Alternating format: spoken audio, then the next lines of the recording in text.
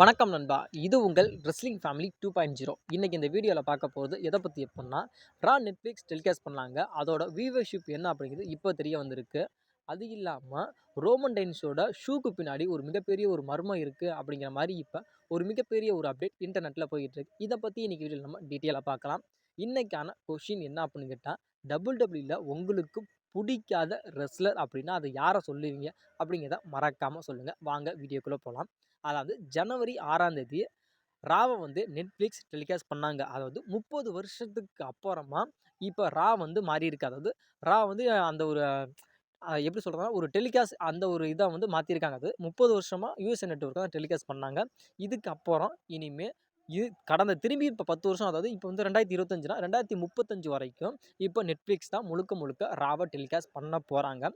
இந்த ராவில் வந்து பல விஷயங்கள் நடந்துச்சு. அதாவது ரோமன் ரெயின்ஸ் விசஸ் சோலோக்கான ட்ரைபிள் காம்பவுண்ட் மேட்ச் நடந்துச்சு. அதுக்கப்புறம் சிஎம் பங்க் விசஸ் செத் ரோலின்ஸுக்கான ஒரு சிங்கிள்ஸ் மேட்ச் நடந்துச்சு. அதுக்கப்புறம் ரியா ரிப்ளே விசஸ் நம்மளுடைய லிவ் மோர்கனுக்கான அந்த உமன்ஸ் சாம்பியன் மேட்ச் நடந்துச்சு. அதுக்கப்புறம் ஜான்சினாவோட அந்த ஒரு இன்டர்ஃபியர் இருந்துச்சு. அவர் பேசுனது அப்படிங்கிட்டு ஏகப்பட்ட விஷயங்கள் நடந்துச்சு. நம்ம கற்பனை பண்ண விஷயம் தான் நிறையா நடந்துச்சு. அப்புறம் ஹல்க் ஹோகன் வந்தார். அப்படி இப்படின்னு ஏகப்பட்ட விஷயங்கள் நடந்துச்சு. ஆனால் இந்த நெட்ஃப்ளிக்ஸ் வந்து பல லாங்குவேஜில் வந்து டபிள்யூ டெலிகாஸ்ட் பண்ணாங்க. இந்த ராவை வந்து இப்போ நம்ம வந்து இப்போ தமிழில், அதாவது தமிழ் லாங்குவேஜில் இப்போ நம்ம இந்தியாவில் பார்த்தோம்னா அதே மாதிரி தெலுங்கு, மலையாளம், கன்னடம், குருது அப்படின்ட்டு ஏகப்பட்ட மொழியில் வந்து நம்மளோட டபிள்யூ வந்து அந்த ராவை வந்து டெலிகாஸ்ட் பண்ணாங்க. ஆனால் அது வேர்ல்டு வைஸாக டபிள்யூ வந்து அந்த நெட்ஃப்ளிக்ஸை வந்து ப்ரொமோட் பண்ணாங்க. அதாவது நீங்கள் வந்து இந்த விஷயங்கள், அதாவது வந்து இப்போ 30 வருஷத்துக்கு கழித்து இப்போ நெட்ஃப்ளிக்ஸில் போகிறதுனால பல விஷயங்களை வந்து நம்மளுடைய டபிள்யூ அதுக்காக ஃபேவராக பண்ணியிருந்தாங்க. அதாவது இப்போ அந்த ராவோட வியூவர்ஷிப் என்ன அப்படிங்கிறது இப்போ தெரிய வந்திருக்கு. அதாவது வேர்ல்டு வைஸாக இப்போ நான் சொன்னல எல்லா மொழியிலும் இது பண்ணாங்கன்னா, அதாவது வேர்ல்டு வைஸாக ராவோட வியூவர்ஷிப் எவ்வளோ அப்படின்னு கேட்டால் 4.9 மில்லியன் வியூஸ், அதாவது 4.9 மில்லியன் வியூஸை வந்து டபிள்யூ எடுத்திருக்காங்க. அதாவது வேர்ல்டு வைஸாக இது, அதாவது 4.9 மில்லியன் வியூஸ் இது வந்து வேர்ல்டு வைஸாக. அதாவது யூஎஸ்ஏல மட்டும் கிடைச்ச வியூஸ் எவ்வளோ அப்படின்னு கேட்டால் 2.6 மில்லியன் வியூஸு. இது வந்து ரெண்டையும் குழப்பிக்காதீங்க. அதாவது வேர்ல்டு வைஸாக கிடைச்ச வியூஸ் எவ்வளோ அப்படின்னு கேட்டால் 4.9 மில்லியன் வியூஸு. அதாவது யூஎஸ்ஏல இருக்காங்க, அதாவது அமெரிக்கன் ஆடியன்ஸ் இருக்காங்களா, அவங்களோட வியூஸ் மட்டும் 2.6 மில்லியன் வியூஸ். அதாவது இது வந்து இப்போ வந்து வந்து ஃபஸ்ட்டாக இந்த நெட்ஃப்ளிக்ஸ் வந்து டெலிகாஸ்ட் பண்ணுறதுனால இப்போ இந்த வியூஸ் கிடச்சிருக்கு. இந்த வியூஸு அப்படியே தொடர்ச்சியாக கண்டினியூ ஆகுமா அப்படிங்கிறது ஒரு மிகப்பெரிய ஒரு கேள்விக்குறி தான். ஏன்னா வந்து நெட்ஃப்ளிக்ஸ் டெலிகாஸ்ட் பண்ணுறதுனால ஃபஸ்ட்டு டெலிகாஸ்ட் பண்ணுறதுனால பல விஷயங்கள் ராவும் சரி டபிள்யூ பண்ணதுனால இப்போ இவ்வளோ வியூஸ் வந்துச்சு. அதாவது 4.69 மில்லியன் வியூஸாக இருக்கட்டும், இல்லை 2.6 மில்லியன் வியூஸ் ஆகுது இது வந்துச்சு. ஆனால் இது போக போக வாரங்களில் அது வருமா அப்படிங்கிறத நம்ம வெயிட் பண்ணி வேணால் பார்க்கலாம். ஏன்னா இதுக்கு முன்னாடி வந்து யூஎஸ்ஏ டெலிகாஸ்ட் பண்ணப்போ 1 மில்லியனுக்கு மேலே போகாது, அதாவது 2 மில்லியன் அப்படிங்கிறது டச் பண்ணாமல் தான் இருந்துச்சு. இப்போ வந்து நெட்ஃப்ளிக்ஸ் வந்து இது வந்து 2 மில்லியன்ஸ்க்கு மேலே கொண்டுட்டு போயிருக்காங்க. இது போக போக, அதாவது வர வாரங்களில் வந்து இது கண்டினியூ ஆகுமா அப்படிங்கிறத நம்ம வெயிட் பண்ணி வேணால் பார்க்கலாம். அலிஸ்டா பிளாக்கோட ஏஇடபிள்யூ கான்ட்ராக்ட் வந்து இப்போ ஏஇடபிள்யூவில் முடிஞ்சிருச்சாம். அதாவது இன்னமும் அலிஸ்டா பிளாக் வந்து ஏஇடபிள்யூவில் வந்து இன்னும் கான்ட்ராக்ட் ரீசைனிங் பண்ணாமல் தான் இருக்கிறாராம். அதே மாதிரி ஏஇடபிள்யூ வந்து நீங்கள் வந்து உங்களோட கான்ட்ராக்டை வந்து திரும்பி புதுப்பிக்க, அதாவது ரினியூ பண்ணிக்கங்க, இல்லை புதுசாக கான்ட்ராக்டை வந்து நீங்கள் போடுங்க அப்படிங்கிற மாதிரி எந்த விதமான பேச்சுவார்த்தையும் ஏஇடபிள்யூ எடுக்கலையாம். அதனால இப்போ டபிள்யூ வந்து இப்போ அலிஸ்டர் பிளாக்கை வந்து திரும்பி டபிள்யூவில் கொண்டுட்டு வரணும் அப்படிங்கிற மாதிரி இப்போ ஒரு மிகப்பெரிய ஒரு முயற்சியில் இருக்காங்களாம். ஏன்னா நம்மளுடைய அலிஸ்டர் பிளாக் வந்து நம்ம ட்ரிபிள் ஹெச்சோட ஒரு மிகப்பெரிய ஒரு செல்ல புள்ளனே சொல்லலாம். ஏன்னா ஏதோ சந்தர்ப்ப சூழ்நிலையினால நம்மளோட அலிஸ்டர் பிளாக்கை வந்து டபிள்யூ வெளியில் ரிலீவ் பண்ணிட்டாங்க. அதனால நம்மளோட அலிஸ்டர் பிளாக் வந்து ஏஇடபிள்யூக்கு போயிட்டார். ஆனால் இப்போ ஏஇடபிள்யூலேருந்து இப்போ நம்மளுடைய அலிஸ்டர் பிளாக் வந்து அவரோட கான்ட்ராக்ட் முடிஞ்சிருச்சு. அதேமாதிரி எந்தவித கான்ட்ராக்ட்டும் இப்போ டபிள்யூ, அதாவது ஏஇடபிள்யூட்ட வந்து இவரும் போடுற மாதிரி இல்லையா, அதேமாதிரி எந்த விதமான கேள்விகளையும் ஏஇடபிள்யூ கேட்கல. அப்படிங்கிறக்காக இந்த சந்தர்ப்ப சூழ்நிலை நம்மளுடைய டபிள்யூ பயன்படுத்திக்கிட்டு நம்மளுடைய அலிஸ்டர் பிளாக்கை திரும்பி டபிள்யூக்கு கொண்டுட்டு வரணும் அப்படிங்கிற மாதிரி இப்போ ஒரு மிகப்பெரிய ஒரு முன்னோட்டத்துலேயும் ஒரு மிகப்பெரிய ஒரு குறிக்கோளோடு இருக்காங்களா. அதாவது கண்டிப்பாக அலிஸ்டர் பிளாக்கை நம்ம டபிள்யூக்கு கொண்டுட்டு வந்தே ஆகணும் அப்படிங்கிற மாதிரி ட்ரிபிள் ஹெச் வந்து இப்போ ஒரு மும்முரமான ஒரு முயற்சியில் ஈடுபட்டிருக்காராம். ஏன்னா என்னை பொறுத்த வரைக்கும் அலிஸ்டர் பிளாக் வந்து டபிள்யூக்கு வர்றது அப்படிங்கிறது என்னை பொறுத்த வரைக்கும் வேஸ்ட்டு. ஏன்னா அலிஸ்டர் பிளாக் வந்து இப்போ ஏஇடபிள்யூலேருந்து இப்போ டபிள்யூக்கு வந்தார் அப்படின்னா இருக்கிற சிலரே இங்கே குப்பையில் கொட்டி அந்த குப்பையை கிளறிக்கிட்டு கிடக்குறாங்க. இந்த லட்சத்தில் அலிஸ்டா பிளாக் வந்து WWE சாதிச்சதை விட AEWக்கு போய் தான் அதிகமாக சாதிச்சார். அதிகமான சாம்பியனை வின் பண்ணார். நல்ல ஒரு ஸ்டோரி லைனை கொண்டு போனார். நல்ல ஒரு ஃபேன் பேஸை அங்கே இருக்க AEWல சம்பாரித்து வச்சுருக்காரு. அவரை கொண்டுட்டு வந்து இங்கே WWEக்கு கொண்டுட்டு வந்தோம் அப்படின்னா குப்பையில் இருக்க குப்பையை கிண்டி கிண்டி கிண்டி திரும்பி நம்மளோட அலிஸ்டா பிளாக்கை கீ மட்டத்துக்கே கொண்டுட்டு போயிடுவாங்க. அதனால் என்னை பொறுத்த வரைக்கும் இப்போ அலிஸ்டா பிளாக்கோட AEW கான்ட்ராக்ட் முடிஞ்சிருந்தாலும் திரும்பி அலிஸ்டா பிளாக் வந்து AEWலே இருக்கிறது தான் அவருக்கு நல்லது. அவரோட ஃப்யூச்சருக்கும் ரொம்ப ரொம்ப நல்லது. ஏன்னா திரும்பி நம்மளுடைய அலிஸ்டா பிளாக் WWE வந்தார் அப்படின்னா அவரோட ஃப்யூச்சரை அவரே ஃபைல் பண்ணிக்குவார். அவரோட ஃப்யூச்சரை அவரே கெடுத்துக்கிட்ட மாதிரி என்னோட ஒப்பீனியன் படி அலிஸ்டா பிளாக் வந்து WWE வர்றதை விட AEWல ஒர்க் பண்ணுறது தான் என்னை பொறுத்த வரைக்கும் நல்லது நல்லது நல்லது. உங்களோட கருத்து என்ன அப்படிங்கிறத மறக்காமல் சொல்லுங்கள். என்னோட ஒரு மிகப்பெரிய ஒரு தேவதை அப்படின்னா அது வந்து என்னோட அலெக்சா பிளஸ் தான். அலெக்சா பிளஸ் வந்து இப்போ WWEக்கு வரப்போகிறாங்க அப்படிங்கிற மாதிரி ஒரு மிகப்பெரிய ஒரு அப்டேட் போய்கிட்டு இருக்குது. இது அப்டேட்னு சொல்ல முடியாது, ஒரு ரூமராக போய்கிட்டு இருக்குன்னு சொல்லலாம். ஏன்னா நம்ம அலெக்சா பிளஸை வந்து இதுக்கு முன்னாடி என்னை பொறுத்த வரைக்கும் 2022லையோ 23லையோ நான் பார்த்துருக்கேன், கடைசியாக பார்த்துருது. அப்புறம் அலெக்சா பிளஸ் வந்து ப்ரெக்னெண்ட்டாக இருந்தாங்க அப்படிங்கிறதுக்காக WWE விட்டு போனாங்க. அதுக்கப்புறம் வரவே இல்லை.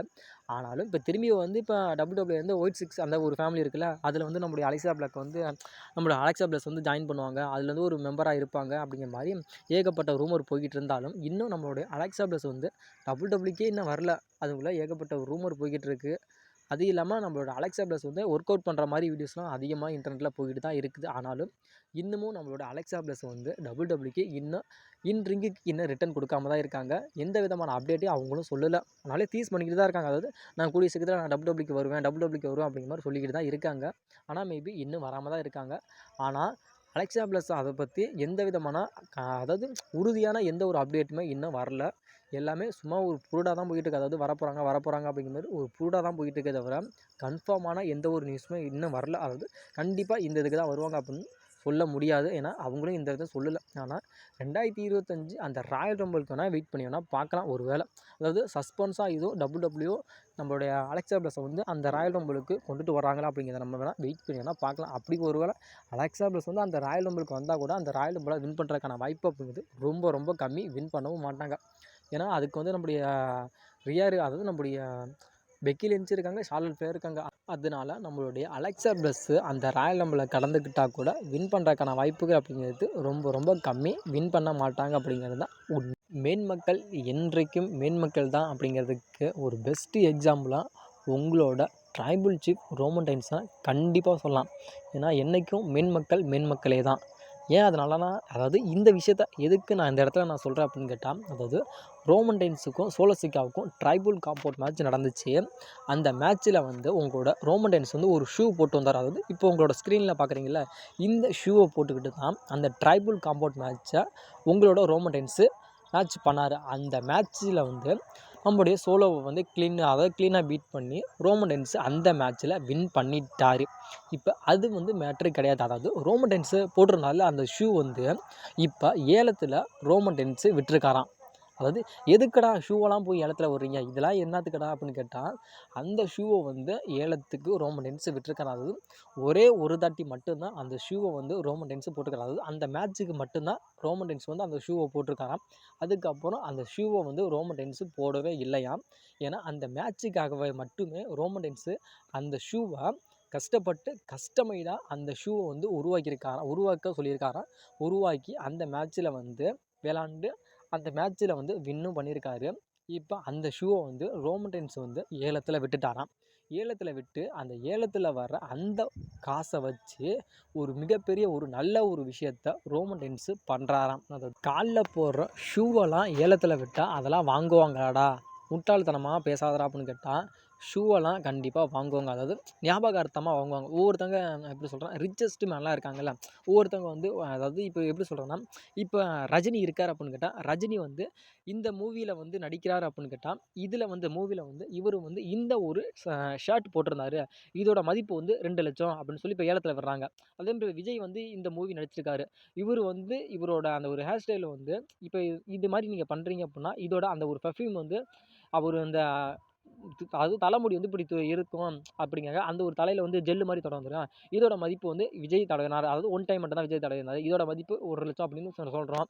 அதே மாதிரி இப்போ வந்து கோயிலில் வந்து இந்த புடவை வந்து சாமிக்கு சாத்தியிருக்கோம், இந்த புடவை வந்து 2 லட்சம், அதாவது வரது சாமிக்கு வந்து ஒரே ஒரு தாடி தான் சாத்தியிருக்கோம். இந்த மதிப்பு வந்து இப்போ 50,000 அப்படின்னு சொல்லி ஏலத்துக்கு வரோம்ல, அது மாரி இப்போ ரோமன் ரெயின்ஸ் வந்து அவர் போட்டிருந்த அந்த ஷூவை வந்து ஏலத்துல விட்டுருக்காரு.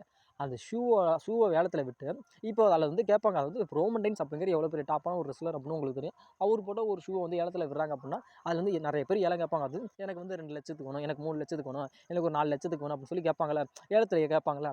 அதில வராது. அதாவது அந்த ஏலத்துல வர்ற காசை அப்படியே ரோமன் ரெயின்ஸ் வந்து சேரிட்டிக்காக தரப்போறாரு. அதாவது சேரிட்டி அப்படின்னு வச்சு நடத்தாங்க. அதாவது கஷ்டப்படுற குழந்தைங்க, மனநிலையில் பாதிக்கப்பட்ட குழந்தைங்க, அப்புறம் ஹார்ட் பேஷண்ட் அந்த ஒரு குழந்தைங்கள்லாம் இருக்குல்ல, அந்த குழந்தைகளுக்கு அப்படின்னு கஷ்டப்படுற அந்த குழந்தைகளுக்காகவே அதாவது இப்போ ஷூ அந்த ஏலத்தில் விட்டால, அந்த ஏலத்தில் உள்ள காசை முழுக்க இந்த ஒரு கஷ்டப்படுற குழந்தைகளுக்காகவே ரோமன் ரெயின்ஸ் செலவிட போகிறாரு அப்படிங்கிற மாதிரி இப்போ ஒரு மிகப்பெரிய ஒரு நல்ல ஒரு விஷயத்த ரோமன் ரெயின்ஸ் இப்போ பண்ணுறாரு. இதுதான் ரோமன் ரெயின்ஸை மேன்மக்கள் அப்படின்னு நான் சொன்னேன்ல, அது இதை தான் குறிக்கும். ஏன்னா என்னைக்கா இருந்தாலும் என்னதான் இருந்தாலும் நம்ம அதெல்லாம் செய்யணும் அப்படிங்கிற ஒரு மனசு வரணும், கண்டிப்பாக வரணும். ஆனாலும் அவர் பண்ணுறாரு அப்படின்னா, அவரோட ஏலத்தில் விட்டு அவர் சொந்த காசுக்கு எடுத்துகிட்டு போயிட்டு அவர் வீட்டில் எதுவுமே வச்சுக்கல, வீடு கட்டல, பங்களா கட்டல, எதுவுமே கட்டல. அதாவது குழந்தைகளுக்காக, கஷ்டப்படுற குழந்தைகளுக்காக அந்த ஒரு விஷயத்த பண்ணுறாரு.